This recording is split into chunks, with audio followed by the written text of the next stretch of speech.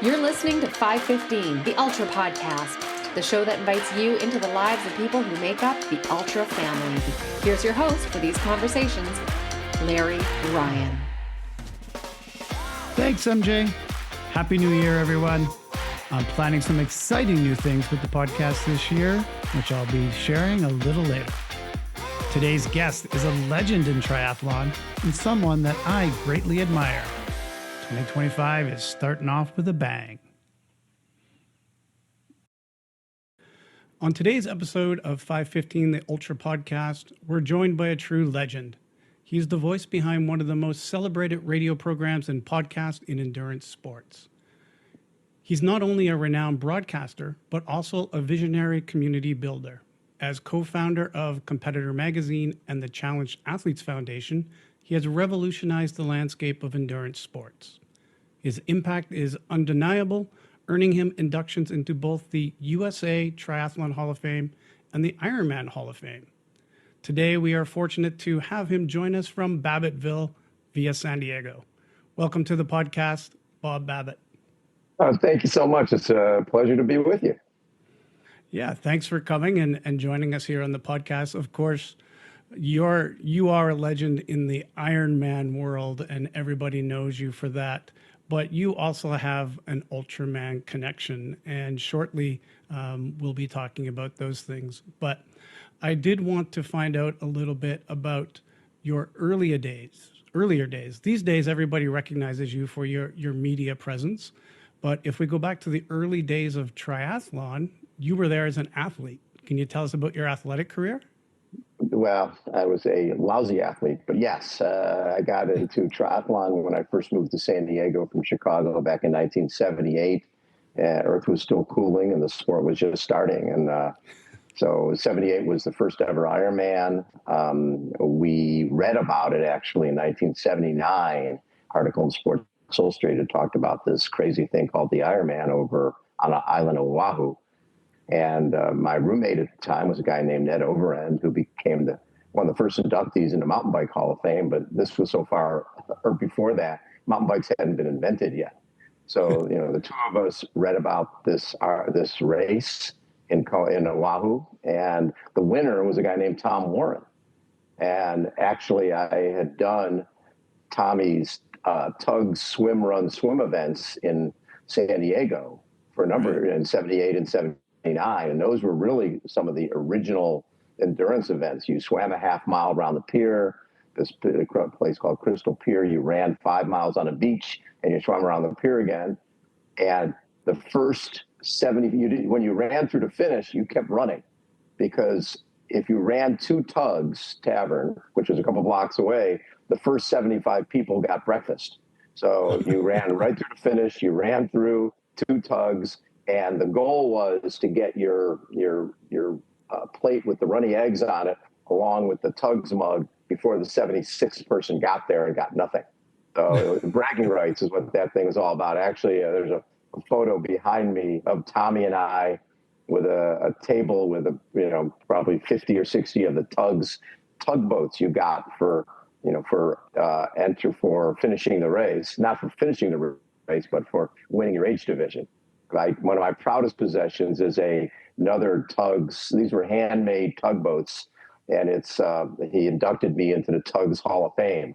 So I got that going for me, and I got a tugboat for that. But so we tracked Tommy down because he had won the race, and it's not like you go online and find out about doing this Ironman thing.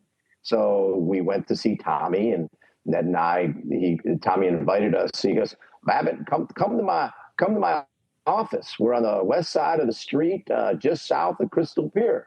So we go down there, and it's a parking lot. There's no offices. There's a motorhome with a bike on the back and running shoes tied around the side view mirror and a paddleboard on top. And what Tommy would do is every morning he'd go down to Crystal Pier and he'd ride out to Oceanside, which is 30, 40 miles each way. Then he'd paddle out in the ocean. He'd run 5 miles. It was actually a light pole right by the jetty, which was a turnaround point. And every day he'd run and put his grimy hand on this pole as he took the turn. There's to this day, there's a handprint all the way around this pole from years and years of Tommy running around that thing. So anyways, and there was also a payphone behind the motorhome where Tommy would call and order kegs of beer and he'd order, chips and all the stuff he needed to run his business. Did he think he was Jim Rockford or what kind of life is he leading? That was Tommy. Tommy was basically, when Ironman came about, it was almost like, well, I'm doing this every day anyways. What's the big deal? That was his lifestyle. That's all he did was swim, bike, and run Tugs.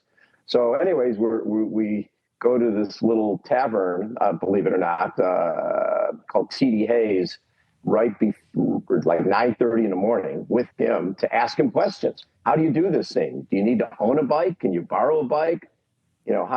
So as we're asking him questions, Tommy is drinking beer a little early for Ned and I, but he's drinking beer and he's got a magic marker. He's got a magic marker and he keeps making marks on his arm. And we're like, again, he's our mentor here. He's going to show us how to do this Ironman thing. Mr. Warren, sir, what's the deal with the magic marker? And he goes, well, I've got a little bit of a drinking problem. So I make a mark on my arm. When I get to my sleeve, I go home. I'm like, okay, that's fine. Then he invited us to his house and he had a bike in a sauna that he would ride for 3, 4, 5 hours a day in the sauna to get ready for Hawaii. Sort of like the heat training people do now. But back then you were just certifiably crazy. You were just sort of a knucklehead. So he told us, you guys got to get bikes. So Ned and I went to the police auction and my bike was $75. The whole back end had been burned in a fire. So I covered that with duct tape.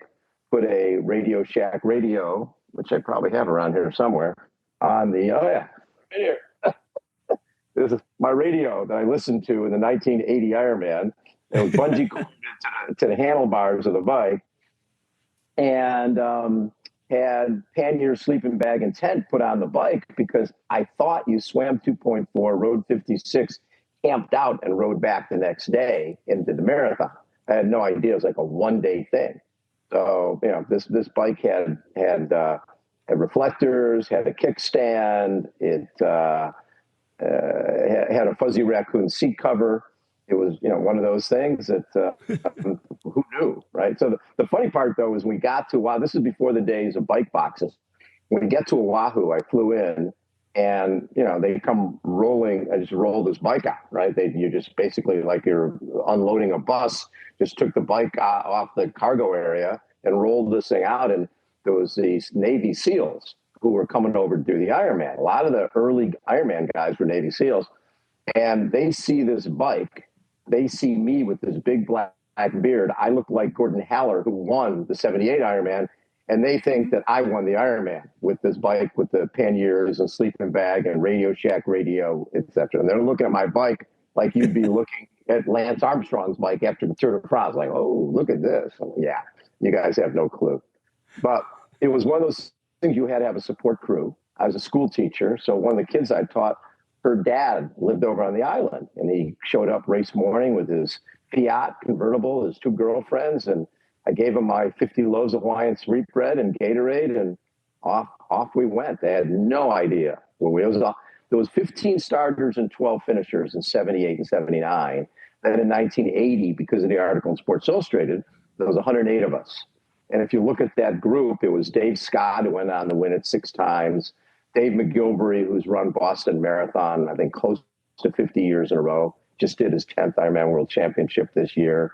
Kurt Madden, who finished 7th overall, who runs training programs for TriDot. It was a pretty interesting group back then.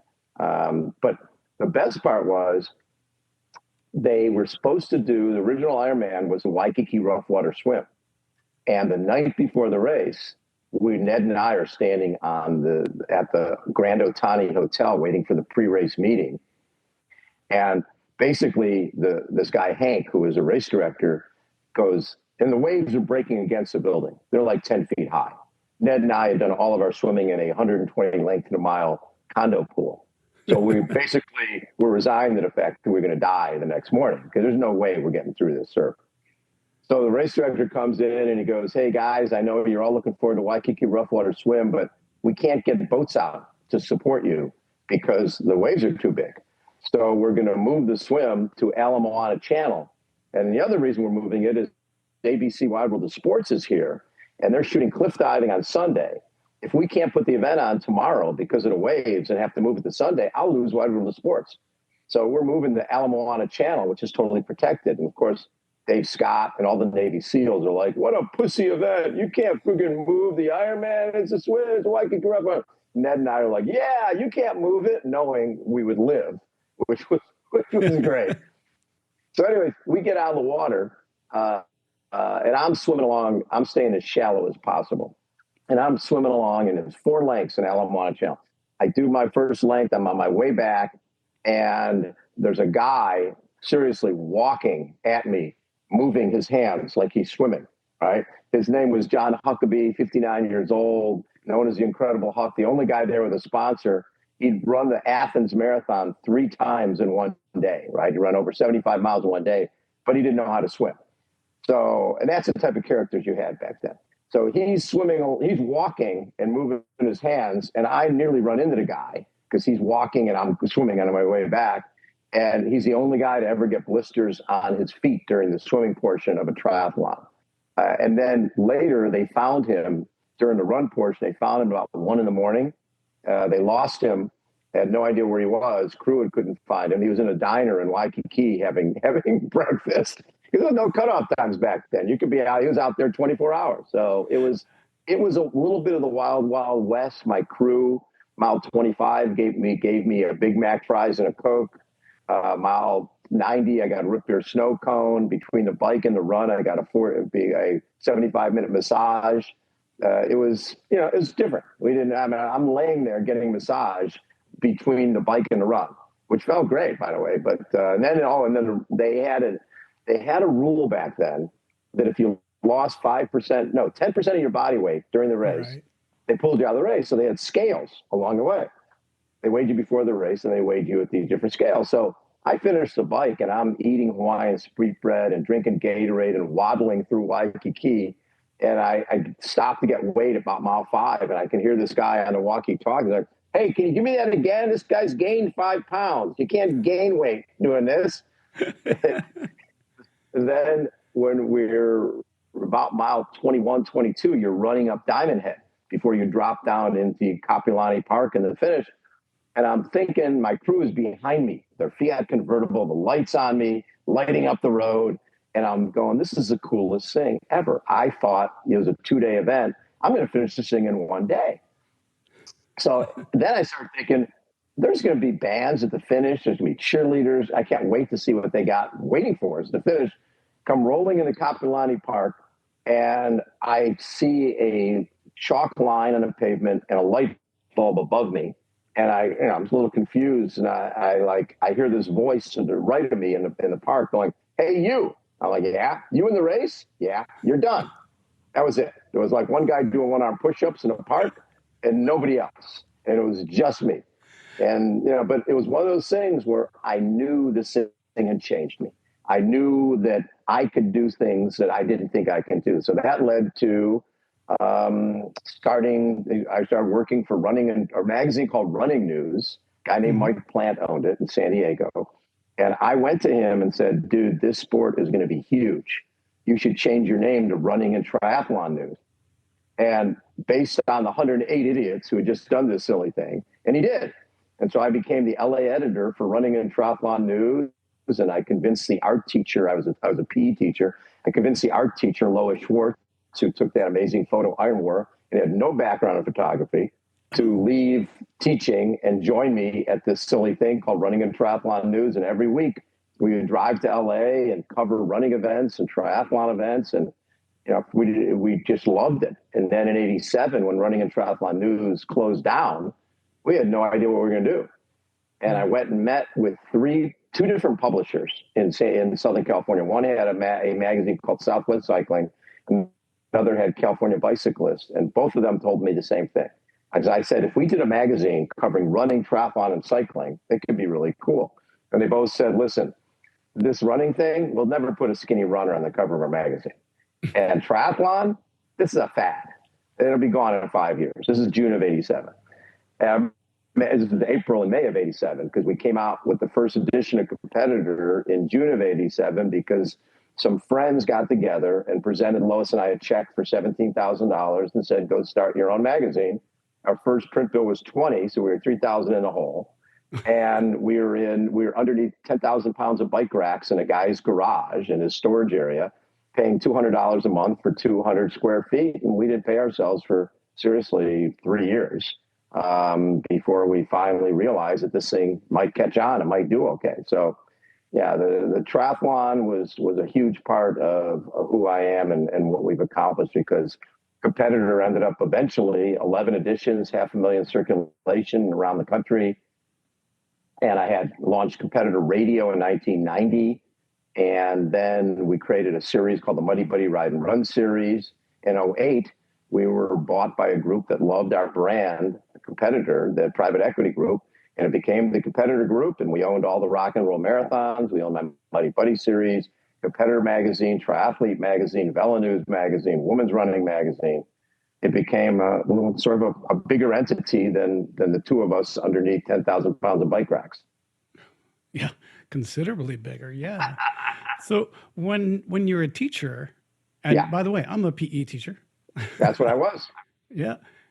You're a teacher and you walk away from teaching to start this magazine, and 3 years of not having a salary. How are you surviving at that point? Just living on friends' floors, and just we were selling advertising, and we grew it slowly over time. We started just in Southern California, then eventually we had competitor Texas, we had competitor competitor Northeast. Competitor Southeast was Atlanta and Florida. Originally, I was Florida Sports, and then we purchased that. And then Northwest, we were up in Portland, Seattle. So we were growing, we were growing. And then the radio was really, at the time, triathlon was still a little baby sport. And the idea was, I went to a sports radio station called the Mighty 690. And I said, listen, I would like an hour of airtime to talk triathlon, because people listen to sports radio and hear Magic Johnson and Wayne Gretzky and people like that. Well, imagine if they could hear Mark Allen and Paul Newby-Fraser and Dave Scott, they would think these guys must be important. They're on the radio. Because we weren't just growing our brand, we were growing an industry. And the whole idea was, let's get more people exposed to who our athletes are. And so when we launched that radio show, I said to them, I don't care. Give me whatever time slot you want. It doesn't matter. If somebody's a triathlete or runner, they'll find us. And this is before there wasn't podcasting. We had a transmitter for the station in Mexico that in a broadcast on Sunday night from 8 to 10. I wanted the worst possible time. I didn't care. So we were right before the Mexican National Hour, and we were on Sunday night from 1990 through COVID, through 2021, every Sunday night for 2 hours. And it was wonderful. We interviewed everybody from, Will Ferrell to Dave Scott, to Mark Allen, to Rod Dixon. And I've got all my cassette players, in the early days was reel-to-reel tapes. Yeah. All my early interviews with Lance Armstrong are on reel-to-reel tapes. That shows you how far this stuff goes back. But there was a joy to be able to talk to all these amazing athletes, right, and learn what made them tick. Because I think what connects people is they understand that when an age grouper is watching Breakfast with Bob, they're understanding that someone like a Sky Monch, who's one of the top pros, that she was an age grouper. She didn't know she could make a living at this thing. We were actually interviewing her in St. George at St. George Worlds, and we were in Zion's bank, right? This bank in Utah. And she goes, I worked at Zion's bank. I'm like, what? She says, yeah, my parents told me out of high school they couldn't afford college, and I need to be able to fund college myself. So when I went to college, I cleaned houses and I worked as a teller at Zion's bank, and I graduated with my CPA owing nothing. And that's, I was an age grouper and became a pro and became one of the best. But the deal is that you can tell her dedication or hard work, because she was working 2 jobs to put herself through college and graduate school to get her CPA. And that hard work went into triathlon, and she became one of the best and just had a baby. Yeah. So when you're doing this, terrestrial radio in the early days, Yep. what's going through your mind? Are you like, oh, I've made it? I've graduated from magazines to radio, or was the magazine a bigger thing for you at that time? And where did you think it was going to go? Had no idea. That's the thing is when people talk about a 5-year plan or this or that, I've never had a plan. My plan was to do what I loved. And I think a lot of times when you do that, when you do things from your heart and you do things from your soul, it's the right thing. Right? A lot of times, in fact, I noticed that when we had the magazine, and Graham Fraser and I were talking about this. Graham owned Ironman North America with Ironman Canada and Placid, and he created all those events in the U.S. And we both talked about our meetings with our team. And not once do we sit at our meeting and go, how do we make more money? It was always, how do we make the magazine better? How do we make sure more people are able to pick it up and find it? Graham's was, how do we make the events better? What other things can we add? It would be great to have a coffee cart. People would like coffee in the morning. Let's do that.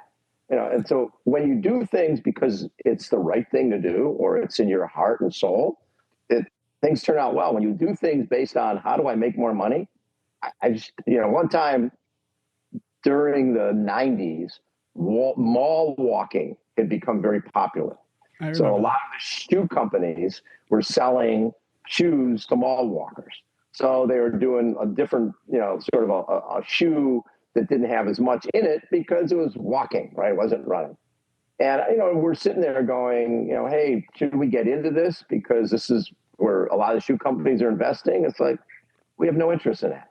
And we're not doing that because it's not us. We need to do things that are us. So, so the radio show, what was great about the radio show is I'm doing an interview with Mark Burnett, who started Survivor, or any of those guys. Well, now I've got these tapes that I can trim out. Back then, you couldn't do AI and transcribe these things. You had to do it yourself. Right. But the great sound bites that came out of it, because most of my interviews back then were half an hour, 45 minutes, an hour. So you're doing long form interviews and you get nuggets. You just get some great sound bites from people. And, when we were just in New Zealand for 70.3 Worlds, and one of the New Zealand athletes who I loved, Rod Dixon, he took a bronze medal in the 72 Olympics in 1,500 meters. And 11 years later, he ran 2:08:59 to win the New York City Marathon. Talk about some range, 1,500 meters through the marathon. But in one of my early interviews with him, I asked him, said, well, when did you know you wanted to be an Olympian? And he goes, 1968 Olympics. I'm in my hometown of Nelson, New Zealand, listening on my transistor radio to the finals of the 1,500 meters from Mexico City. And it's Jim Ryan and Kip Keino. And I'm like, oh my God, that is my dream. The reception is coming in and out. And I'm going, this is what I want to do. He goes, 4 years later, first round of 1,500 meters in Munich. On my left is Jim Ryan. On my right is Kip Keino. How's that for a dream to come true? That's what sport is all about. That's what endurance sport is all about. It's just like those moments, those great sound bites that stay with you forever. So I just love that. And then we did just for competitors, all these amazing covers. We did a cover on the 20th anniversary of Ironman, Paul Newby-Fraser, Mark Allen, and Dave Scott all dressed in tuxedos, right? And they combined, they had won 20 Ironman titles. It was just perfect. So I love that type of thing, being able to do things. I mean, that Iron War cover of Dave Scott and Mark Allen, I had reached out to those guys in March of that year, because during the 80s, Mark Allen and Dave Scott raced 7 times before Mark Allen finally beat him, right? Actually, yeah. So in 82, in February of 82, that was Dave Scott got second place that year.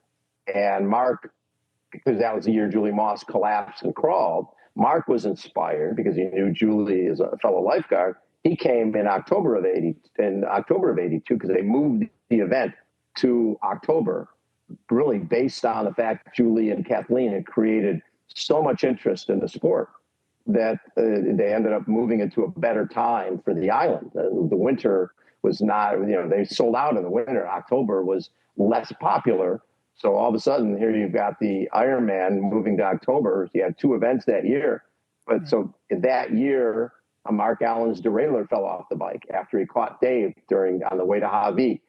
And the following year, Mark got 3rd in 83. And then the following year, 84, he had a 12 and a half minute lead on Dave, blew up.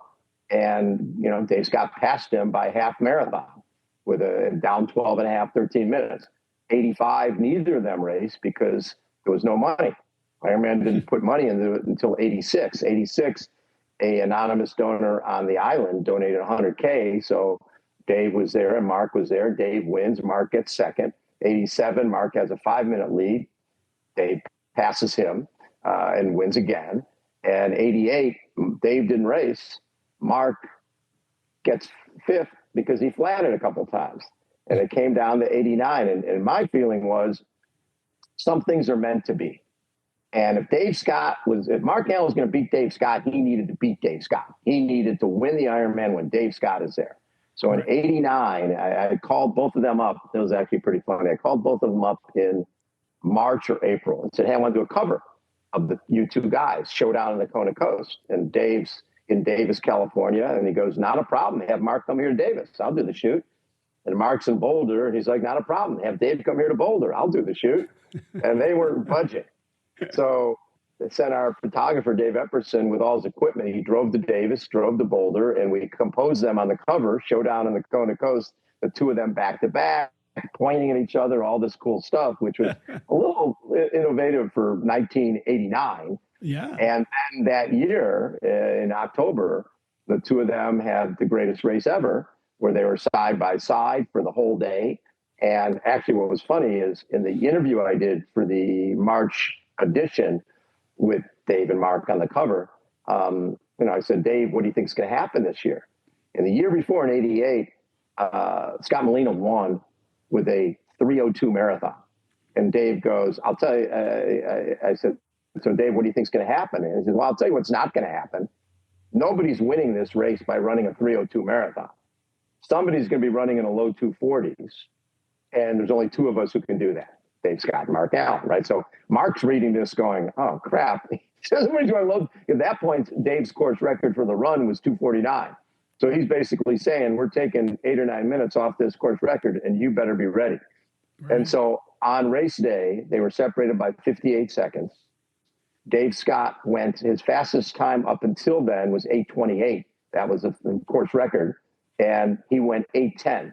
And Mark went 8:09. So on the fastest day that Dave ever had, Mark Allen beat Dave Scott, which to me is really what it's all about. You beat that guy on the fastest day he ever had. That's what you don't win it in 88 when he's not there. You win, and then he never lost again, right? Mark won 5 in a row after that. So he took 1 year off in 94 for Julie to have a baby, but then came back in 95 and finished up his career winning his 6th and final Ironman World Championship title. It's amazing that you have been witness to the entire history of this sport.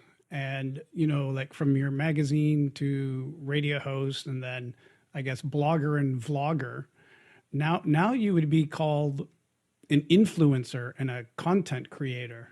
I guess, yeah. How do you reconcile those titles? Are you? The cool part is I get to talk to great people. And it's funny. It's one of we just came back from New Zealand. We did 203 interviews this year. Yeah, I was checking out your channel. It was amazing. 200, and I was just looking at it. And I was like adding up the numbers. Actually, what's cool about this era, back then, I could put out 500,000 magazines, but I couldn't tell you how many people watched what or read what. I couldn't tell you any of that stuff. Mm-hmm. Well, now I can tell you that we had 5,677,000 minutes of viewing this year. And that the average view was 9 minutes and 18 seconds. And impressions, 9,208,000 impressions. And 30% of my viewers are in the US. It's all that cool type of stuff. It's quantifiable now. Where back in the day, it wasn't. We was like, I can't tell Nike how many people looked at their ad on the back cover of the magazine, and how many shoes did they sell from that. You can't. But now it's really a great era because if you suck or not. If people like what you're doing. If people like what they're doing, they're watching and they're telling their friends. So, and I get an opportunity. You think about getting a chance to interview early in the year, at Oceanside, Yelly Geens. This guy just won 70.3 Worlds. Nobody knew who the hell he was. Right. When we went to Kona this year, we had 16 of the first 17 were interviewed. I think we did 50 some interviews that week. And the cool part was, it's all about research. So you do some research, and it used to be, if you swam 50 minutes, if you rode 4:15 to 4:20 and ran 2:50, you were a factor. Now you need to be swimming 47, you need to be riding 4:03, and you need to be running 2:37, 2:38 to be in the ballpark. So there was a lot of guys who, like, Menno Koolhaas. Before that race, nobody knew who the hell he was. But it was like, when you do your research, I know that people have no idea who this guy is, but he's going to be a factor. And so we get to introduce a lot of folks to people who they'll be watching forever. I remember when Magnus Stietlef, we interviewed him at, a Challenge Daytona back in 2020, whenever that was. People didn't know who Magnus was. They had no idea back in the day when Daniela Reef joins us in 2014. And I remember sitting with her at our set at Huggos on the Rocks, and she got in like on Wednesday of race week. I mean, people come in 3 weeks early now. She shows up on Wednesday, and we're sitting there. She's looking at a lead drive and goes, "Is this where we run?" Yeah, this is where you'll be running in 2 days. In 3 days you'll be running there, and you're going to become one of the greatest of all time with 5 Ironman World Championship titles and 5 70.3 World Championship titles. But right now, nobody knows who the hell you are. It's cool. As you're interviewing all these people and figuring out who to talk to, and you're getting all these great interviews, I noticed one of the things that you did this year is you had 2 women on from the 2000 Olympics and the 2024 Olympics. Does that just happen organically, or do you go in thinking, oh, this would be a great way to tell a story and I want to have these women on? How does that come about? Well, so I met McKeely Jones when we met in Tahiti at a triathlon down there. I forget what the name of it was, but we both raced this triathlon down there, and she outsprinted one of the Mouton twins to win the race. And then she and her husband at the time, her boyfriend at the time, moved to San Diego. They had a $500 Ford Maverick. The whole roof was coming off. But she was going to be special. I knew she was going to be special. So I called up a couple of, potential sponsors for her, and neither of them had any interest.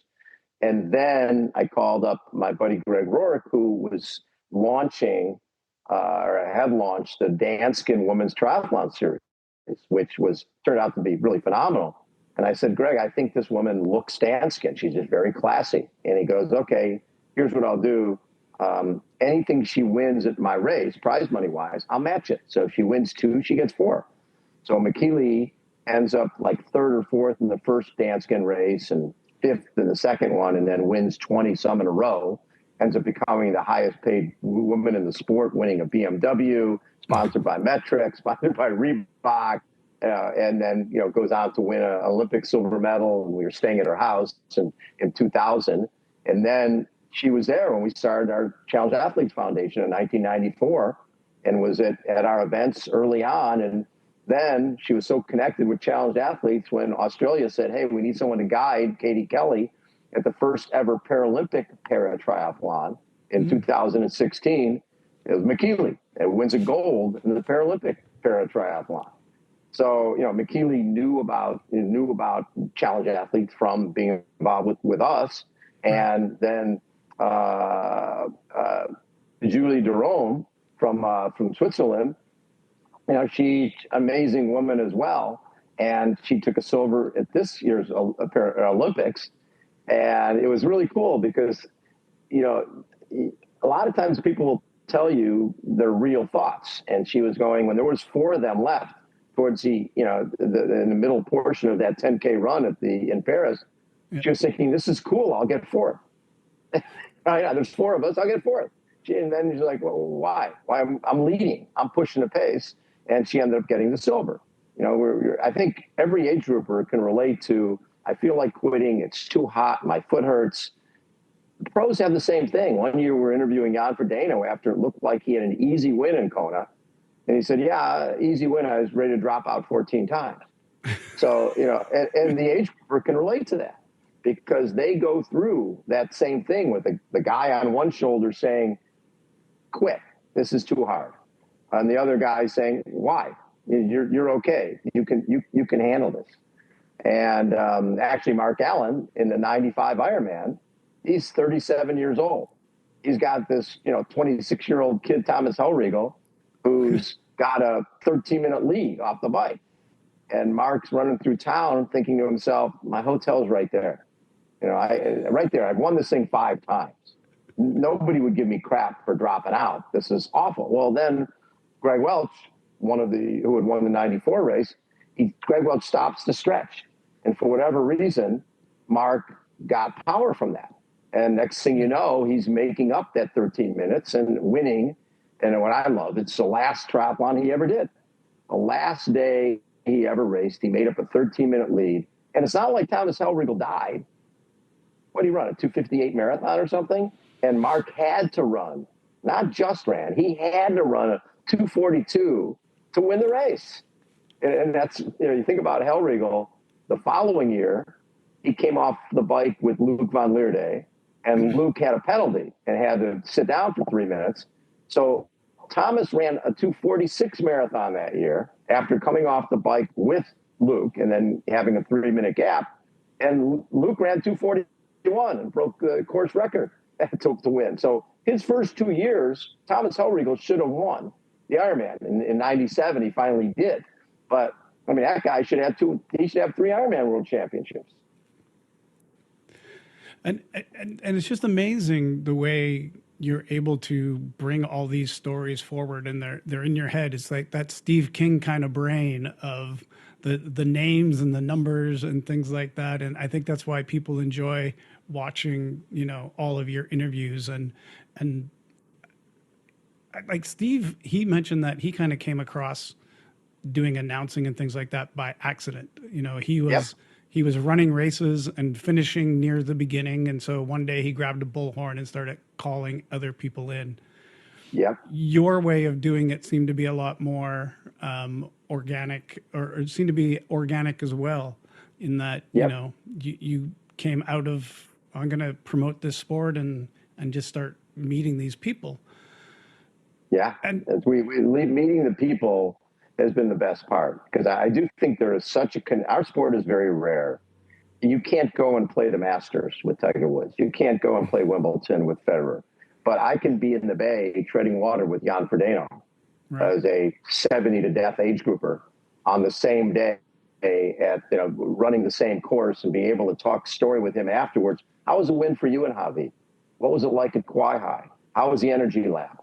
We have a common bond that our athletes, our pros and our age groupers are, it's basically you have a fraternity and sorority of suffering. We have that bond because we suffer in training, we suffer on race day, and nobody really understands it who's outside of our world, how much you enjoy that suffering and how much you gain from that suffering. So it's, that's what makes our sport so unique and so special. Yeah. Hello, listeners. This year, I'm going to branch out and try something new. I'm going to be putting parts of my conversations on YouTube. Parts of this conversation with Bob have been put there in some segments. So if you spend time on YouTube, now you can get some bite-sized pieces of 515 with video. Please check it out. And of course, hit the subscribe button as soon as you get there. I also intend to do some live streams and you will want to make sure that you are alerted when they are happening. You will be able to comment during a live stream and maybe even have your own question answered. 5:15 on YouTube, new for 2025. Let's get back to my conversation. And one of the things that I think other people admire about you, and we've, you mentioned it briefly before, is the Challenged Athletes Foundation and making sure that it's accessible to everybody. Yeah. Not just accessible to age groupers, but accessible to everybody. And concurrent to your rise in the sport media world, you did, co-founded this Challenged Athletes Foundation. And most people will form a foundation based on personal reasons for doing so. Can you tell the listener a little bit about why you and your co-founders started the CAF over 30 years ago? Absolutely. Back in 1985, there was a guy named Jim McLaren, who was an offensive lineman at Yale, 300-pound offensive lineman. And he was taking acting classes in New York City, was on his motorcycle going to acting class, got hit by a New York City bus, thrown 90 feet in the air, did an arrival, lived, ended up losing his lower left leg, got a prosthetic. And with a walking leg, he went to a marathon and ran 3:16 with a walking leg, right? And we're not talking the high-tech prosthetics you see today. We're talking about one step up from Captain Hook. Then he comes to Kona, which is where I met him, and he goes 10:42. We're talking top 20% of everybody in the race. Everybody knows who he is. He's sponsored by Budweiser. He's traveling the world. In 93, he's racing Orange County Performing Arts Center Triathlon in Mission Viejo. A van goes through a closed intersection, hits the back of his bike, propels him headfirst in a pole, and becomes a quadriplegic. And at that point, two close friends of mine, Jeffrey Essica was actually the CFO at the Tinley Company, which was a clothing company, and Rick Kozlowski was a fellow 1980 Ironman guy who I met back then. And he put on all the major races in San Diego, triathlons. So the three of us got together, and the goal was, because I had a background with challenged athletes. I covered a lot of wheelchair athletes. 5-time Boston Marathon champion Jim Knab, and he won the LA Marathon 3 times, and he taught me so much about disability. I remember interviewing Jimmy at his house. He was an Olympic trials pole vaulter who also had a motorcycle accident before he was which paralyzed him. And I remember interviewing Jimmy he was going to be on the cover of Competitor, and no magazine was putting wheelchair guys on the cover of a magazine, but the stories to me were so rich, and they really made a difference. Here's a guy, what he's doing is inspiring other people to say, well, my back's a little sore, but this guy's out there in a wheelchair pushing himself. What's my excuse? Yeah. So I'm exactly. in Jimmy's house. This is Jim Knab. And I'm interviewing the guy, and I look down, and there's a nickel on the floor. And my first thought is, the poor guy, he can't reach down and pick up the nickel. So I go to pick up the nickel, and it's glued to the floor. And I look up, and Jimmy's drinking a beer, and he's like, "So Babbitt, you didn't think the poor cripple guy could pick up a nickel off the floor? Here's lesson number 1: don't ever underestimate anyone." And I just learned so many lessons from that guy. His whole thing, which resonated for somebody in a wheelchair or on a race bike, he would say, hey, the person who wins a race isn't the one who goes the fastest, the one who slows down the least. That's something anybody can relate to. Or he'd go to rehab centers, and he'd be like, listen, they're telling you what you can't do. I'm here to tell you what you can do. And that was Jimmy. And so when Jim McLaren was injured the second time, it became a quad. It was obvious that we needed to do something. So the goal was, we're going to put on a little triathlon. We're going to raise $25,000, and we're going to buy Jimmy a van with hand controls to give him independence. That was it. Because one of the things I learned from talking to wheelchair athletes, I asked them the worst part about their new lot in life. Invariably, it was, I'm 30 years old. Here come mom and dad back in my life. I was an independent person. Now I'm not. Mm-hmm. So how do we give Jimmy independence? Van with hand control. That was it. We raised 49. Figure our job's done. And then 3 amputee women who put a team together to support Jimmy at this triathlon came up to us and said, hey, it's great you did for Jimmy, but did you know when you get injured, your health insurance will cover a walking around leg or a everyday wheelchair. Nothing to do with sport is covered by insurance. Well, that didn't make sense to us. So we got our 501c3 and decided if someone needed a piece of equipment for training, or a piece of equipment, training, or travel expenses, that we'd be there. Now it's been 31 years. We've raised $180 million, sent out over 48,000 grants to challenged athletes in all 50 states, in 73 countries, and more importantly, and for equipment, training, travel in 105 different sports.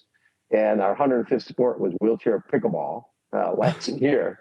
So it's, and all that ties together. I mean, Jimmy was a triathlete. I always called triathlon a small sport with a huge heart. That's where we started. Now we put on every year, we put on $1 million challenge bike ride down the coast, San Francisco to San Diego, 175 riders. In 2023, we raised $3.3 or so million from that ride. We do a gala in New York, a gala in San Francisco. It's amazing.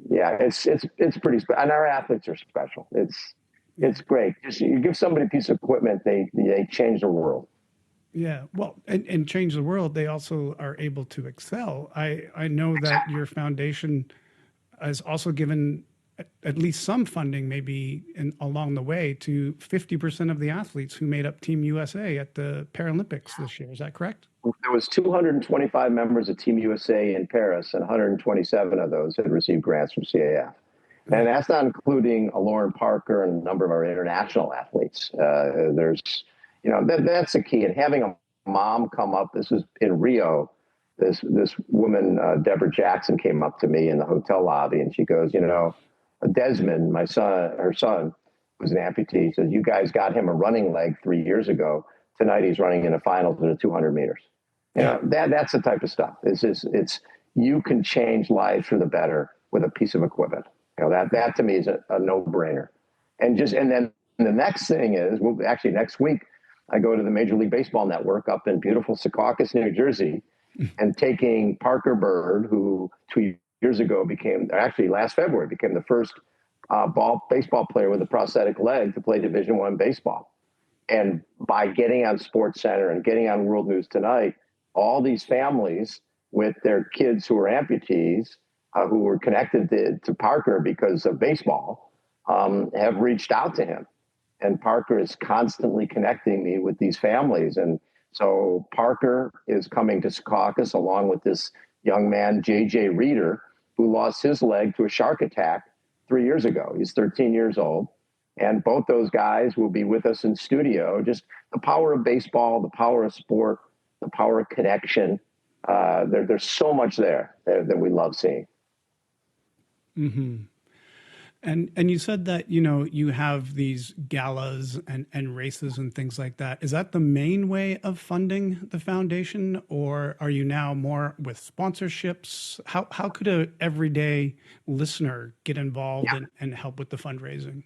Yeah, fundraise your way is what a lot of people do. Is we'll help them create a website, and they're training for Ironman Wisconsin.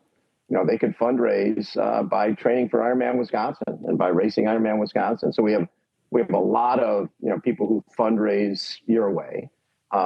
We have the gala in San Francisco, gala in New York. We have our San Diego Triathlon Challenge, which is the event that we created for Jim McLaren.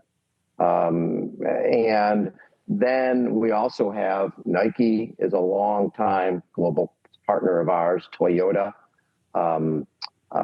EOS, which owns over 100 fitness centers around the country. And what's great about EOS, any challenged athlete and their family gets a free membership to go to EOS and work out. And one of the things when we're reading, and this starts in January, we start reading through the grant requests for 2025. And you read through the grant requests and you see people with disabilities and what they make, financially, and you're seeing $25,000. So when someone like that is asking for a wheelchair basketball chair that's $4,500, it's not like that's even feasible for them to afford. Right? You're making $25,000, $30,000, and you need a $5,000 piece of equipment, or you need travel to go to the baseball World Series. Those type of things. It's invaluable. The grants we provide, and that's my favorite thing is reading through these grants, because you're going, The guy's he's at a stop sign and a billboard falls on his car, paralyzed from the waist down. I mean, how people get injured is a lot of it is fluky, a lot of it's congenital, but it's the one thing that connects the dots to me is the power of sport to change lives for the better, because you get out there and you know what it feels like. You ride your bike, you feel better. You go to the gym, you feel better. You avoid the opioids. You avoid all the dad is at home because he's paralyzed and doesn't own a hand cycle, and the family goes for a bike ride without him. Or dad has a hand cycle and goes on the bike ride with him. Huge difference in the family dynamics. So that to me is what all this is about. Actually, one year at our San Diego Triathlon Challenge, something that really resonated with me, a mom came up and she goes, "You guys don't realize that for my son in a small town in Michigan, for 363 days a year, he feels like a freak. He's the only amputee in the city. He's the only amputee that we know, and people stare every time he walks out of the house. He comes here, and there's 150 challenged athletes, and there's prosthetic legs laying all over the place, and there's wheelchairs and all the rest of it. He feels like everybody else. He feels normal. Normalcy is something that, I tell people this all the time. When every time a athlete like Rudy Garcia Tolson, who's a double above knee amputee, and we've been working with these 7, every time he walks out of the house, the spotlight's on. You don't blend when you're an amputee, or if you're in a wheelchair. People stare. You either embrace it or you shrink from it. And the majority of our kids, they embrace it. That leg is what makes them different in a good way. Mm. This past November must have been a very busy month for you. I'm sure they're all busy. But if you're doing all these foundation things in San Diego with the gala and the race and all of that at the beginning of the month, and then at the end of the month, of course, you're over to Hawaii for the Ultraman World Championships. Yes. When did you first cover that event, and how many times have you been there? Well, back in the day, Scott Molina, I think, won the first one, if I'm not mistaken, one early one anyways. And then Kurt Madden, one of my Kurt Madden was the first winner. Was Kurt the first winner? Okay. Yeah. So what was Molina? What was he? I would have to check the stats. Yeah. So, but Kurt was one of those funny guys, because when he did Ironman in 1980, he finished 7th. And I remember, I still have the article. There's an article on Kurt finishing the Ironman that year, and he goes, in the article, he goes, this is something you do once. That's 1980. We're now in 2024. He just finished. He did Kona this year. He did 70.3 world. Yeah. If you do it once, like a week, maybe once a week you do it. So over the years, I've always loved, I knew Curtis Tyler and obviously Jane and just all the folks who were involved with Ultraman. And then a number of years ago, Jane said, "Hey, would you like to come?" And I'm like, that'd be really fun. We could do social media around the island. And the first year we did it, the race went up into the Kahalas. And my wife Heidi does all the posting of all the social and stuff. And so we're in the Kahalas. I get out of the car and do a report. And the wind was so bad it could barely open up the car door, and you couldn't hear a word I said. Right in the stand up, and Heidi just wrote underneath. She goes, "He says it's windy." And that just sort of touched a nerve, and we started getting really, really nice, response on the fact that we were there and we were covering this really fun event. And it's think about it: you come around a corner, and there's the legend Steve King sitting on the back of his rental car, talking, telling you what's going on in the race. And then you've got, this year we had Michelle Vesterby, who's been, I think for best was 4th place in Kona. But multiple time top 10 finisher in Kona, just recently, retired. Then Jen Annette, who we met at Challenge Penticton years ago. So, you had these 2 wonderful women, and, the thought was beforehand, they could win overall. Somebody could win overall. And then as it played out, and you said, sort of ultra moms dominating and winning each day. They won all 3 days. Michelle won the swim. and the bike on day one. And then day two was a 171-mile bike ride that Jen won and made up some of the ground. And then she made up another 6 minutes or so in the first marathon on Sunday. And then just, Michelle's second marathon, I think, was close to 4 hours. And so Jen ran 3:22 and 3:24. That's unbelievable. Mm-hmm. But just seeing that, and Simon Cochran, Rob. The year before, Simon setting that blistering world record in Australia. Yep. And he wanted to do the same thing. He wanted to break the course record and do the same thing in Kona. And just, to me, because I think my viewers can relate to something that's on the Ironman course. And when you start talking about, okay, guys, we're here at the beginning of the Ultraman swim. And you know how your swim goes out a mile and 1.2 and turns around and comes back? This goes to the outrigger. All right, this goes 10K. Then you're riding 90 miles with 8,000 feet of climbing. Then, and a lot of times it's the day two, 171 miles, it's pouring rain, it's cold, it's everything that it wasn't on day one. And then everybody can relate to, that place you ride to for the turnaround in Kona called Hawi? They're running from there. They're running a double marathon from there. It's like, Knucklehead City. So it's, it's really fun because these guys are there. There's no prize money, right? I'm doing this to spend time with my family. I'm doing this. It's about as altruistic and as pure and as raw as it gets, right? Mm-hmm. And you and your crew either create a bond or you hate each other, right? And I, as somebody who did the crew and both most times, and sometimes both, yeah. And doing a crew back in 1980 when Ironman was before it moved to the Big Island, when we were on Oahu, it was all about crews. And Gordon Haller, who won the first Ironman, he was the best. He had two bikes. He had a bike for the climbs and a bike for the downhills and the flats. He had a chef, right? He knew how to work that, and he won the first ever Ironman, and his crew was a big part of that. So in my crew, with carrying all my Hawaiian sweetbread and just being there whenever I needed them, and the Big Mac fries and a Coke and a snow cone and a massage, you and the crew are, because the athlete's pretty naked out there. They're out there by themselves, and then here's your lifeline, your crew that's there to help you and get you whatever you need. And when you got a fine-tuned crew, the athlete doesn't have to worry about anything except turn the pedals, and then the swim, having like Michelle had, they had local paddlers, and a local paddler that's big in Hawaii. Huge. She gained a lot of ground the last part of the swim because I think her paddler took a better line. Mm. Yeah, we love the cruise, and we love just the whole thing with, the photographer, Matthew is wonderful. And just every aspect of Cheryl and David. It's a family. It really is Ohana.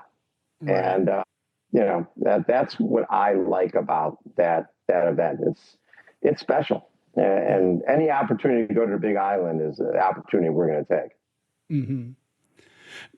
And with the story this year of Michelle racing against Jen, yep, that was like the story. But what else stood out for you this year? Were there other compelling stories that you came across? You know what? I mean, I love all the athletes, but it was so compelling to me that you had two moms, and this is coming off of Chelsea Sodaro becoming the second ever mom. Natasha Badman won Ironman as a mom, but the second ever to win the Ironman World Championship as a mom. There's just something special about that. Now, obviously, Jen's kid is older, and Michelle's got two youngsters, which is a difference. Definitely more impactful when you got young kids. But just seeing the joy for both of them, you'd think that you see some grumpiness, and those are long days. But every time we'd see Jen and Michelle, it's like they were just so excited to be doing what they love. Okay, I'm not worried about, prize money, or I got to go to this meeting or that meeting. It was just get out there. And it's funny. The other side of it is that I remember one year at Oceanside, I was doing the announcing at this place called the Hot Corner. So Right. Oceanside 78.3. And you'd come out on the bike and you turn at the lifeguard tower I was at. And it's only, maybe it's 500 yards. Maybe it's 1,000 yards from the transition area. And you go out and come back the same way. Well, this woman goes by, and I didn't think much of it. And then I see that same woman walking back, and she's got blood on both shoulders. Her wheels are all bent, and she's crying. And the Ironman team jumped out there to change out her wheels, and underneath me, I'm the top of this lifeguard tower. Underneath me is a guy who's got a baby jogger with 2 kids in it, and in a backpack with another kid in it, right? And I'm yelling, obviously her husband and the kids. And I'm yelling to her, you don't have to do this. You just suffer. She'd hit a speed bump or something. It's pretty traumatic. You could drop out if you want. And she looks at me and she's like pointing at them and goes, "This is my time. I've got 6 hours to be by myself." It's like, I get it. It's Mother's Day, right? This is her joy. I get to ride my bike and run and not think about the kids and they're dribbling, they're doing this, they're doing that. I can be by myself. Actually, I wrote an article called Mother's Day based on that. This reminded me so much of that. Is these guys, and in fact, the cool part for Jen, she had her son running with her for parts of it, which was really Nixon cool. was right there running. Yeah. Yeah. And so that the bond that they created that day is something they'll have forever and ever. And the same thing with Michelle. And, I don't know if you know the original Michelle story when we first interviewed her. So Michelle was in Lanzarote. She was at Club La Santa partying. She was there for vacation. And she's partying. She's in the bar and dancing. And she sees this boy, Klaus. And she said to me, she goes, "Bob, I decided I wanted that boy." Okay. And so she's dancing with him, flirting with him, and yes, and he's there. I'm here for a triathlon camp. And she goes, "I'm a triathlete." She wasn't a triathlete. She wasn't. She didn't own a bike. She didn't own anything. So then it turned out he lived close enough that he asked her out. And she's like, "Oh crap, what am I going to do now?" So she borrowed a bike and put it in the living room to make it look like she did this triathlon thing. And next thing you know, she's admitting to him, "Okay, I'm not a triathlete." And they start training, and he realizes she's already better than him. Right, so, and I said, "So what does Klaus do now?" She goes, "He's my bike bitch." And, okay. And I love it. So we've been calling him bike bitch for a decade. Yeah. And so and every time during a race, I'm like, "Okay, today you're water and Gatorade bitch." And then it's after the 171 mile bike, it was pack up the bike bitch. Yeah. In fact, it's funny. They just were posting photos of their vacation. And in the photo, you see her holding the kids and he's, like, we got all the bags. And I'm like, "Oh, he's luggage bitch. Look at him."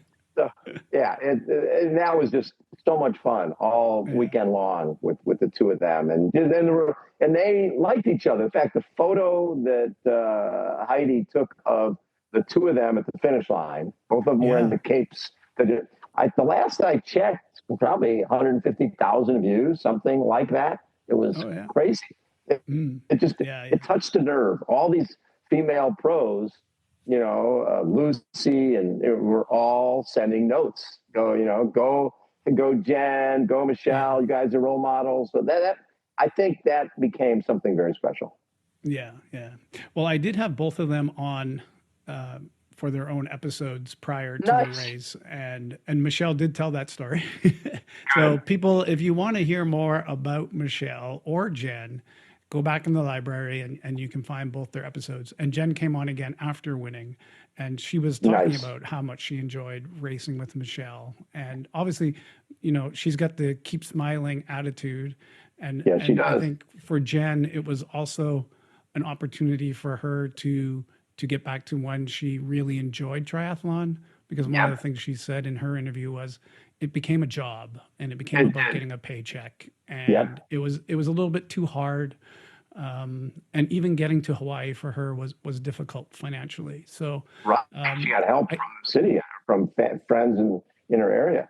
Yeah. So, I mean, for those people who are pros to go to this race and enjoy it in that way, I think Yep. it says a lot about what the Ultraman spirit in Ohana is all about.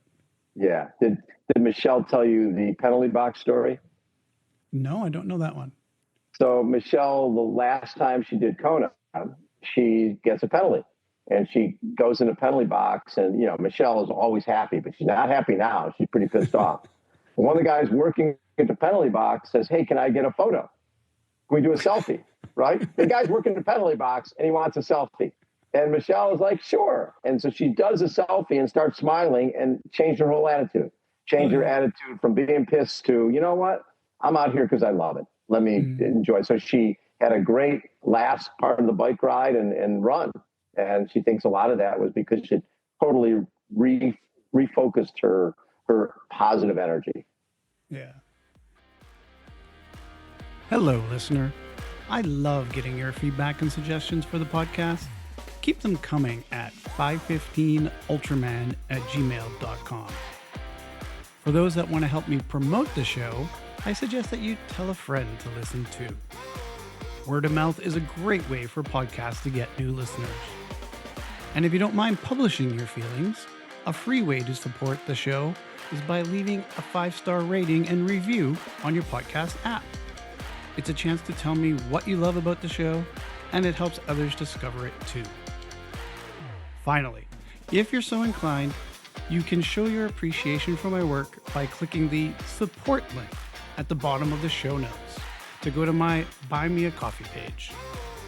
Thanks for all of your feedback and support. Now back to the show. Well, after Hawaii, you talked about it a little bit earlier. You went on to New Zealand for the 70.3 World Championships. What were your impressions on how they did it hosting the race this year? Because I know it's a smaller community. What's funny is I think they had 3,000 volunteers, and I don't know if they have more than 20, 30,000 people who live in Taupo. Mm-hmm. So they had a pretty huge group. I thought it was, first of all, the area is just beautiful. And hosting an event with 6,400 people, and a lot of those folks had qualified back in 2019 for the 2020 event. And actually, we were supposed to go in 2020, and then because of COVID, everything got canceled for 4 years. So a lot of these folks have been waiting 4 years to come and do this event. And the weather was spectacular. When you get a lake and you get any type of wind, the wind chop can make it a little Victory at Sea-ish in the water. But it was beautiful swim conditions, bike conditions. It's chip and seal roads. There wasn't a lot of wind, but it was 2,000 feet of climbing, over 2,000 feet of climbing. It's definitely a challenge. But watching the way those guys raced and watching, Hayden Wild was going to run 105, 106. It didn't matter. He didn't slow down at all. And next thing you know, he's getting passed by Yelly, but he put it out there. And Taylor, being Taylor, she just dominated all day long. So, and then Kat, I think people have underestimated Kat's ability as a runner, and she was phenomenal. And then Ashley, ran away into third. It was great. We did 35 interviews there, and just loved all of them. The athletes were great, like you said. McKeely was racing as an age grouper and won her division in the 60 to 64, I think, as she is now, and and got a really nice photo with her and Julie Deron, the silver medalist from 2024. And our sport is the fountain of youth. It's something that someone like McKeely, who's 60 years old, is still going pretty damn fast. And there's no reason. And Kurt Madden, there's really no reason not to do this sport forever. As a runner, you're not getting fast. Orthopedic reality, you're not getting faster after the age of 50. But for triathlon, there's no reason. I can get better wheels. I can get a better wetsuit. I can actually train a little bit. You can be faster at 70 than you were at 60. We were looking at, I think it was the Oceanside results. And I think there was a 50-year-old woman who, her time was faster than a lot of female pros. And it was like, wow. Yeah, it's a very, very special sport. Yeah. And that's one of the things that I looked at last season was the actual rise of women in ultra triathlon and how they're coming on. And so like having Michelle and Jen there, on the top of the podium was no surprise. Like it's something that's been definitely growing and coming on, and women, I think that, I mean, they have their young children, but as you're saying, women that finish their child rearing can then move on to focusing on their training, and maybe their job is safe and they have that security, or they're finished their job. And there's just all these different factors that come into, people carrying on in this sport later in their life and being successful. Right. And I also think for the women part, people for years have been saying, gosh, you've got 80%. It was in the sport, in running and triathlon back in the day, it was 80% men and 20% women. Mm-hmm. And over the years, like our company owned the rock and roll marathons, and that became 60% women, 60 and 65% women. And the charity component was important. The fact that, women, you grab your buddy and you need your running shoes. That's all you need. Go see great cities. Go to San Francisco. Go to Chad. Go to go run the country music marathon. Go to Arizona. You can go wherever you want and not need to pack a lot of stuff. And you go away for the weekend. You have a great time. And it changed the whole face of the expos for rock and roll. The expos became way more shopping centric, because if you and I were going to an expo, we're there to get our number and get the hell out. And that T-shirt. But a lot of the women who were going shopping, and shopping to a point where it became, you'd see a lot of the booths understanding that we better have a different selection each day of the expo so that we sell more product. And it became a big deal. And the other thing is, if you think about it from triathlon, I think one of the limiting factors for us with women in the sport is, for Olympic or sprint, you can go and you could take spin classes. You can do spin classes. You can do a lot of your training indoors. But when you start getting towards 70.3, you need to ride outside, or you need to ride in something safe. And I think because of Zwift, because of that's a good point. Because think about it. My wife Heidi has never really ridden the bike outdoors on her own, right? We'd ride together because it's scary for someone to be out there on their own. So now you can be riding with somebody, but doing it indoors.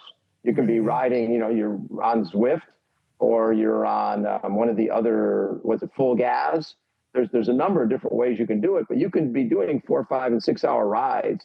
So more and more women can come out and do these races, because before you need to get a group together if you're going to go for a ride. We can be very spontaneous. Guys can be spontaneous and just go out and go ride. Well, for women, it's not the same. It's not safe out there. So I think this is a better era for women to be doing longer distance triathlons and running events, right? Same. You don't want to be running. Ultra running is booming. You can run on the Wahoo. You can run indoors and get the same experience on the different treadmills that are out there. So I think we're seeing more and more women doing longer distance events that they can train for indoors and train on their own. Yeah. When you were in Topo and you were doing all your interviews, were there things outside of the pros that you did that you were proud of? Because it's not just pro-centric all the time. We had a couple of Roger Krause and Rob Balukas, two of our wheelchair athletes from CAF, both participated, both did well. Beth and Liza James, it's sort of like a Dick and Rick Hoyt type of thing. Beth's daughter, Liza, the family was in a car accident a number of years ago. A couple of drivers were on the 4th of July, and they were racing and crashed into Beth's car, and her youngest daughter, Liza, was injured severely, brain injury. And Beth brings Liza to do these races. They didn't finish, but that's less important than just being there. The fact that Liza was able to go to New Zealand, she's been to Kona, she's been to Raw Challenge Roth, travel the world. Those type of things are really cool. Yeah. And being the last race of the Ironman Pro Series, the champions were crowned. What were your thoughts of the Pro Series? has it been successful? Has it accomplished what it set out to do? I think so. Listen, anytime pros make money, it's a good thing because it keeps them in the sport. If you think about it, going into COVID, if the PTO didn't step up and do what they did by whatever they did in 2019, they received bonuses in 2020 from PTO, and PTO kept them in the sport. And at the same time, the Pro Series has enhanced that. So think about the options that pros have now. They can do, hopefully, qualify to do a T100. They can do that. That series has a lot of money. I mean, I think Cat Matthews made about $70K from the PTO T100 series and made what? What was her total? She received a huge bonus for winning the I'm not winning, but for winning the Ironman Pro Series. Right. So we're talking when pros are making $450,000 to $500,000. That's pretty damn cool. And one, it keeps them in the sport. Two, it allows them to focus on what they want to do. So, you talk about World Triathlon, you talk about Super League, you talk about, Clash used to be a player in that, Challenge, T100, and Ironman. That's spectacular. So these athletes now can go, where do I want to race next year? I'm going to do a couple of T100s. I'm going to do a 70.3. Someone look at a Morgan Pearson. He won in the desert last week, I think, in Palm Desert at 70.3, which qualifies him for Worlds next year. He just signed on to do T100. So that guy, he knows he's already in 70.3 Worlds. He can make a decision to try to do a few of the 70.3 races. And even if he doesn't do a full Ironman, he could still end up with some bonus dollars from the Ironman series. And I just love the fact that, it came down to the last day, right? And you almost had two races going on. Taylor Knibb wasn't part of the Ironman series. So she was just out there kicking butt and taking names, where a lot of the other women were racing each other. And think about Greg Barnaby. Greg Barnaby and Matthew Marquardt were basically, Gregory was leading. Gregory and Matthew, it looked like, because Matthew had done one less race. If he had placed well, he would have won the series. But instead, it was, he did not have a good day. He had some cramping issues, etc. And Gregory Barnaby from Italy ends up winning the Ironman Pro Series, which is awesome. So, if you look back at 2019, before any of this stuff, before PTO, before Ironman Pro Series, and people had, you eliminate all the T100 events, and all there were the Ironman 70.3 with, $5,000 to $10,000 prize purse for the winner. These guys would not be making anywhere near the money they're making. So PTO and Ironman need to be congratulated on recognizing the value of the pros. And I think there's age groupers who say, hey, you know what? I'm going to go do some of those Ironman Pro Series events. Why not? It could be pretty fun. Yeah. So this is a great time, and probably the best time ever to be a pro. Now, I will say that back in the 80s and 90s, I think pros were getting more from companies like Power Bar, Cliff Bar. They're getting more sponsorship dollars probably from the running brands than they are now. But, besides that, in terms of the prize money, making a living without having to worry about getting sponsorship, that was something you couldn't do before. You needed sponsorship to survive. I think you can just go race and be valuable on social media, and you can make a good living. Well, the Ironman website says that in 2025, there's 170 plus triathlons worldwide. How many are you planning to attend? What's your schedule look like for next year? Well, we'll be doing the show from Oceanside. We'll be doing the show hopefully from Challenge Roth. I just love that event. It's one of my favorite events on the planet. Yeah. And we did a film called We Are Triathletes on the 2014 event. where Miranda Carfrey won. And we'll be doing, we'll be in Nice and Kona and hopefully in Spain. Yeah. And, usually on this podcast, I invite my guests to share tips and tricks for training and racing 5:15 distance races. But today I want to be a little more selfish and ask you for some tips and tricks that you have learned over the years or you've been taught for interviewing and talking to your guests. So today I want tips and tricks just for me. Oh, I mean, the deal is when you interview people, it's because you're interested. And so having as much information on that person is obviously essential. I've never liked that Larry King style of interviewing where I haven't read the book and I really know nothing about you and I'm just going to ask the same questions. That to me is an insult to the person you're bringing on. You want to make sure that you're prepared. And I also feel we're not talking brain surgery here. You want the athlete to feel at home. You want the athlete to feel that, they're not going to be talking about what I did in third grade or, some past thing that I got a penalty wherever. We're here, I think, to put that athlete in the best possible light, to showcase who they are and showcase their personality. Because people at home, all they see is a number and a stat. This guy was third in Oceanside or fourth at this.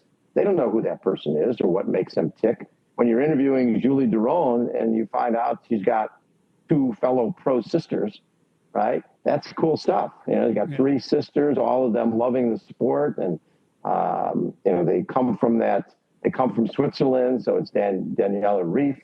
And it's really cool that our athletes, that we get to showcase great things about them, and all these gems come up. I remember the first time we interviewed Lucy Charles Barkley and just asking her, so how much back when you were just swimming, how much did you swim a week? 100,000 meters. Wait, what? 100,000 a week? I mean, I haven't swam that in my life. But you find out what makes them tick. And you're somebody who tried so hard to make the Olympic team in 2012 in open water swim and in 1500, missed by a spot for both.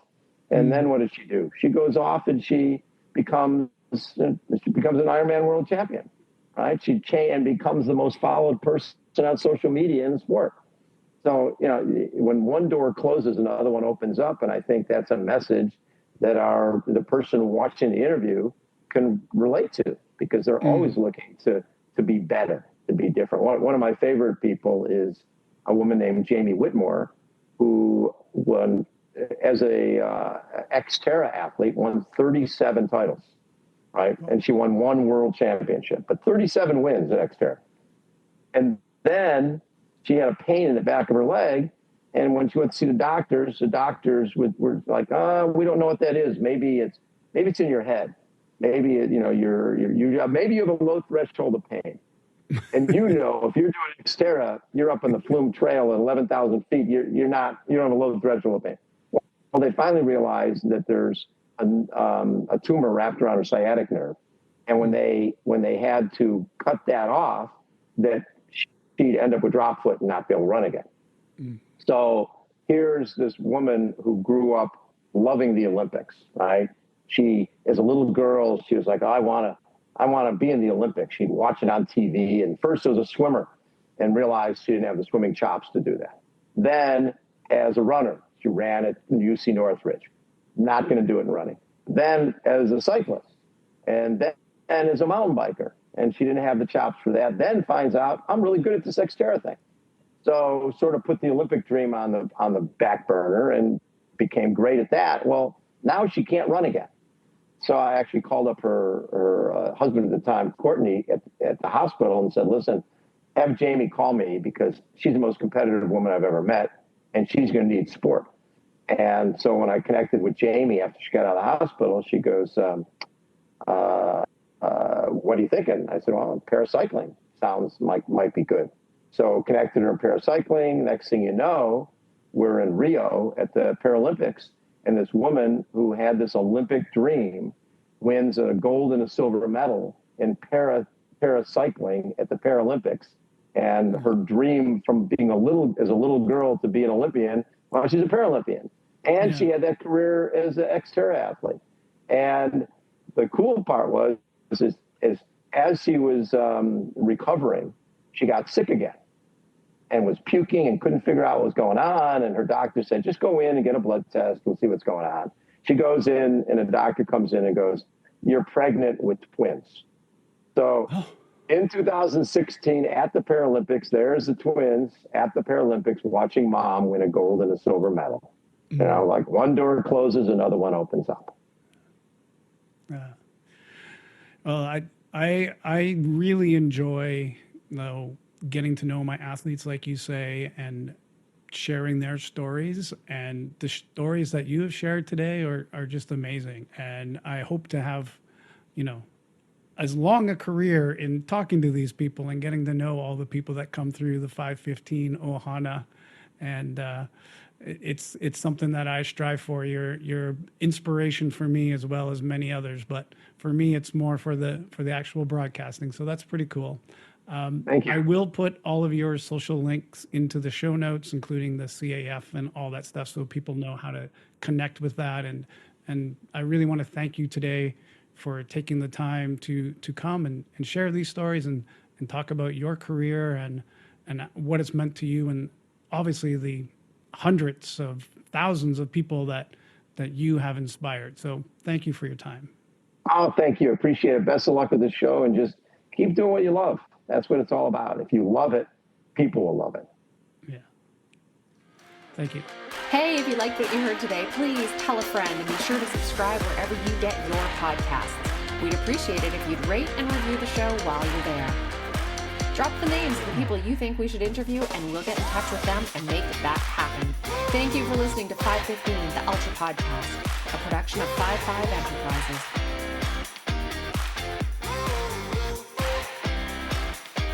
Now really, go subscribe now before you forget.